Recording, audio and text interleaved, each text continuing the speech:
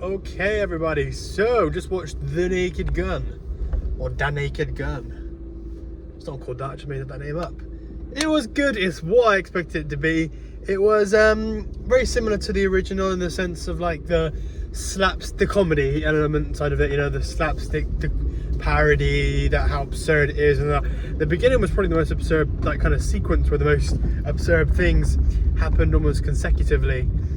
Because there was like a random dummy and like it was like, you know, really out there. But what I will say to start this little review off is it was literally had no relevance to the old film. Like, you know, there was no similarities in it whatsoever. And I've kind of come to this realization, obviously, you know, with some remakes, obviously the remakes are made there to make money and they're safe because they know that there's an audience that and a market that they will go to because they've already seen that film before. All the experiences that they had, they're like, oh, that was a good film I watched back in the 80s, or I've seen before. It's less risky, if that makes sense. They're going to be like, oh, okay, I enjoyed it then, I'm going to enjoy it now. And the remake, oh, Liam Neeson, blah, blah, blah. That's why they make them. And you can literally see that in this film. Like, there is no correlation apart from a very small like scene where they're like talking about how Frank, I can't remember his name, but how the detectives, he's older detective in the other films, is the father of Liam Neeson, but there's like, that was the only bit and the only link to it. Like, this film could have been named completely different, and it could have been a complete, it was no link to it. So that's, you know, bearing that in mind. It's actually like really funny film as well, very funny. Like, I actually quite giggled like quite a bit. You know, when you're in the cinema, you don't want to laugh that loud. But when something really gets you, you do. And I felt like that was like this film. It was good. I love how stupid and over the top it is, but like how brutally stupid and over the top it is. I will say this though, there wasn't as many, like, I feel like with the old Naked Gun, there was a lot more like stupidity happening, like a lot more consistently. And I think there was a bit more slapstick to it. With this film, it wasn't as consistent in the comedy. Still quite consistent, but wasn't as consistent. I don't know which one I found funnier. I think I consistently found the original one like quite funny. And I think in the remake, I found certain bits really funny, and then not so much the other parts.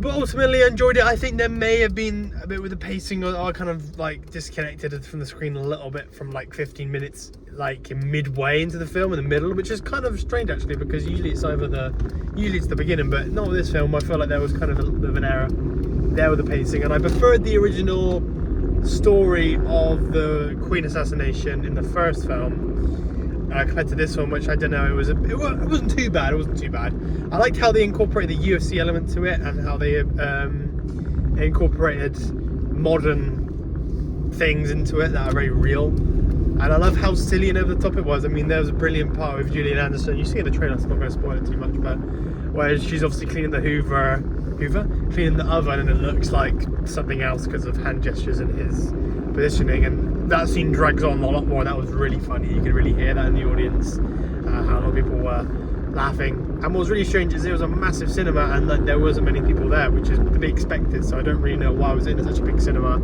I actually sat at the back, and I was actually a bit too far back because of how big the cinema was.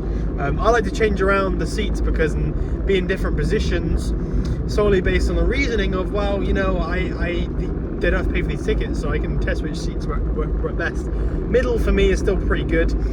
Tomorrow I'm watching Weapons in the middle, a bit more closer to the screen actually, a little bit more on the closer side, because I want to really scare myself, because it looks fucking terrifying. So I want to be up close to the screen, you know, not too far back. But point is, when I watched this film, the back row, everyone was on it. Literally every single person. There was about 12 people there, and everyone was at the back. And there was like 2 people on like the third row down, and like another 2 people on the other third row down. That was it. So that was quite mental, how I literally got in there, there's like everyone at the back. A lot of people giggling here and there. I was probably the one laughing the most. I feel like Pamela Anderson was also really good in this film. Like, she just generally wasn't this kind of sex icon that was there just to be great for horny young men. You know, she actually was quite good at acting, which is great because she's still very good looking, so there's that element to it, but she's a good actress now. You know, I don't know if she was before. I mean, she didn't do acting when she was like a lot younger, obviously. I think we all know what she did. But, I mean, she's been in some good roles recently, and it's good to see that she's actually quite good. Liam Neeson is also brilliant in this film. He plays it, I mean, the casting of that is brilliant, because obviously you have the Taken films, and that kind of switcheroony of that helps a lot. And obviously Liam Neeson, I think because of that, not necessarily typecasted, but he's, in a lot of his films and a lot of his roles, he's always considered quite serious. And there's kind of, in a funny way, there is that serious element to him in this film. Even though he's being funny, there's also this still that serious facial expression, the serial raspy tone he has, and that very serious demeanour he still has, but he's still very funny. I love the ending as well. I won't going to spoil too much, but the actual end credits, I think that was really creative and brilliant.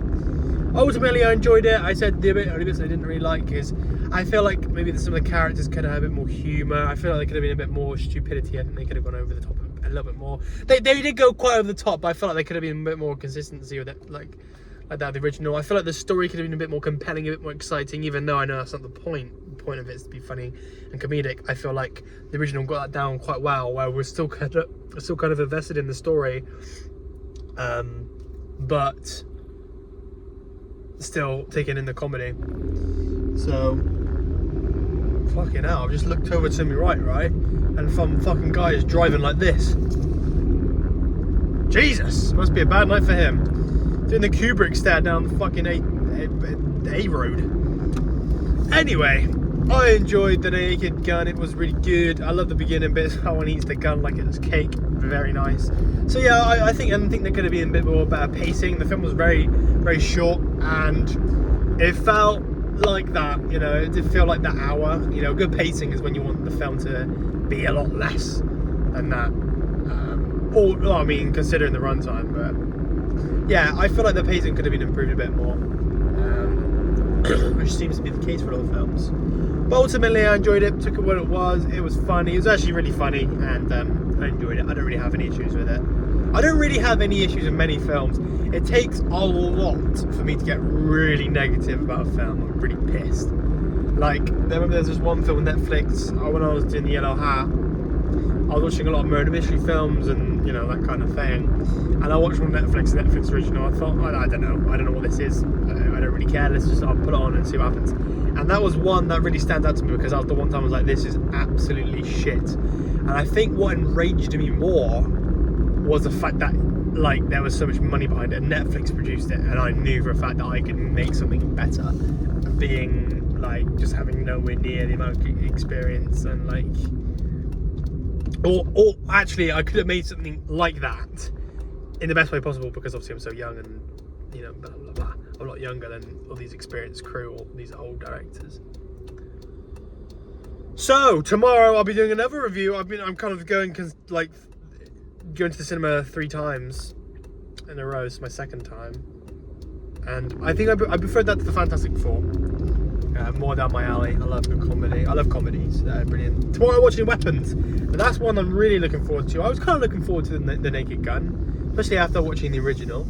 I preferred the original, I would say, though. Not significantly, but I preferred it. But Weapons tomorrow, boy oh boy, as I said in the previous review, it does look spooky. It looks very spooky, and that's why I put myself in more further to the screen, because I really want to see it, and I'll be really upset if it's not like spooky, or at least like terror, like quite creepy. Oh my god, talking about fucking creepy and terrifying, I've just seen the most slender man ever, and oh my god, what the fucking hell, that is fucking spooky. That was really weird. There was just a really tall slender man walking really weirdly. I don't know what it is, but for me what really fucking terrifies me is how people walk. I don't know what it is, and I hate people running. You have scenes in films like in Get Out, or that iconic horror film, The Running one when he's dancing and like running, it really messes me up, and that was creepy.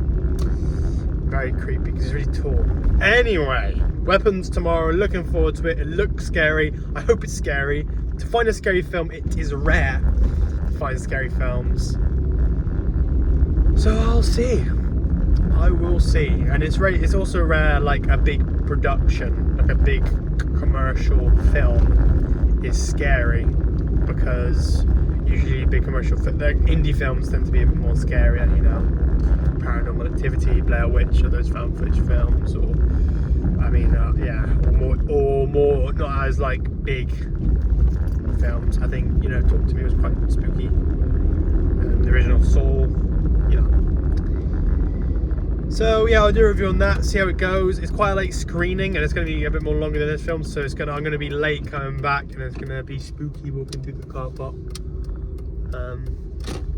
But I'll do another review and let you know what it is. I will be a bit upset if it's not scary, because I think out of the three, this is the one I'm looking most forward to, because it looks scary, and it looks scary because those kids are doing that really creepy movement, and I don't like it.